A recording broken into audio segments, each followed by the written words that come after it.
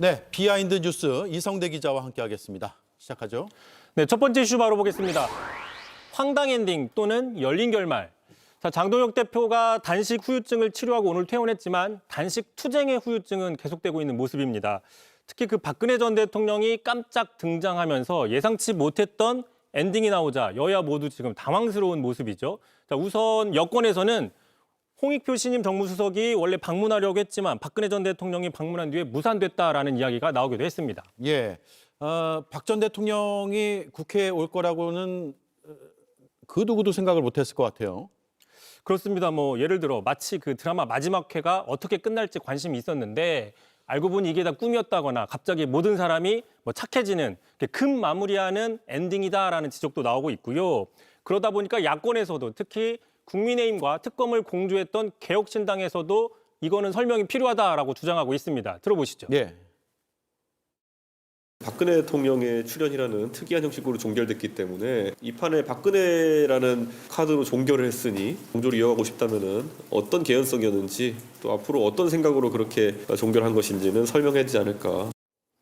참고로 이준석 대표는 해외 일정까지 단축하고 귀국을 했는데 정작 박근혜 전 대통령 때문에 어떤 그 자신의 역할이 사라졌다, 뭐 기분이 좋지 않을 거라는 얘기가 나오고 있습니다. 예, 결과적으로 박 전 대통령의 등장으로 국민의힘과 개혁신당의 공조에 영향을 줬다. 이런 얘기네요. 그런 분석이 있는 거고요. 게다가 이준석 대표는 자, 앞으로 박근혜 전 대통령 출연료가 비싸다면서 그 비용 국민의힘이 치를 가능성이 있는데 그게 바로 대구 공천의 영향력일 수도 있다라고 분석을 했습니다. 다시 얘기하면은 이게 어떤 단순한 황당 엔딩으로 끝나는 것이나 아니라 앞으로 정치적으로 여러 이야기가 나올 수 있는 열린 결말이 될 수도 있다라는 분석인 것이죠.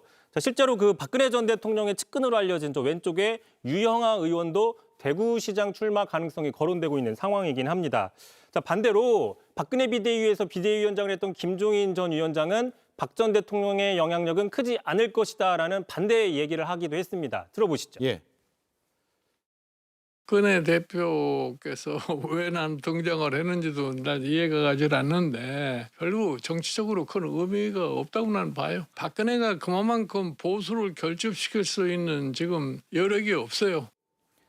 그러니까 열린 결말이 아니라 그냥 황당 엔딩이다라는 얘기입니다. 네, JTBC 뉴스룸을 시청해 주셔서 고맙습니다. 저희는 저녁 6시 30분 뉴스룸에서 뵙겠습니다.